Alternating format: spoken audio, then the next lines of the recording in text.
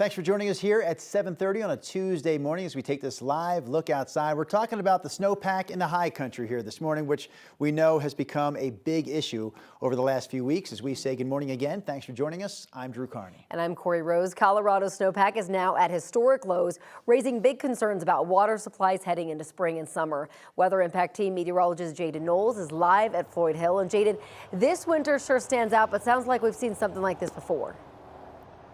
Yeah, that's right, Corey. You know, anytime we say historic, we're really not exaggerating, at least this time. Right now, Colorado's snowpack is the worst that we've seen on record, in modern records, I should say. But those records only go back so far. And if we really dig deep into the past history, there's one year in particular that may have been worse than what we're seeing right now. If you go ahead and take a look at your screen there, you can see according to the Colorado Climate Center at Colorado State University, this winter's snowpack is the lowest on record for early February since statewide snow measurements began in 1987.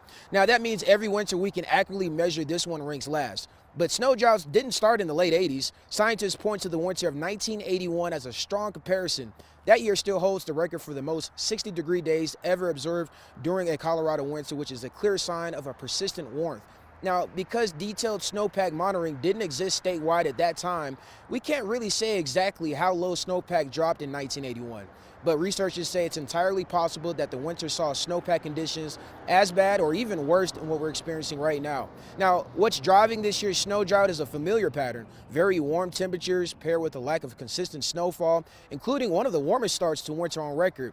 And low snowpack now means less water stored for rivers, reservoirs, agriculture, and also higher wildlife risk later this year. So while this is a very, very warm winter, we still do have a couple more weeks of winter, and we do know that March is our snowiest month. So hopefully by the end of March, we could be talking about how we caught back up with the snowpack, because that would be terrific news. And I know Katie's going to talk more in detail about just the weather that we have coming up at the end of the week. We could see some more snow, much needed snow for our high country. And maybe by the middle of February, the weather patterns are showing a shift, maybe finally transitioning out of that La Nina pattern into El Nino, which means more snowfall for our high country. So Katie, please tell me that we got some good news coming. We can only hope, Jaden. Thank you so much for your reporting. And yes, we do have some snow in the forecast in the mountains where it is desperately needed.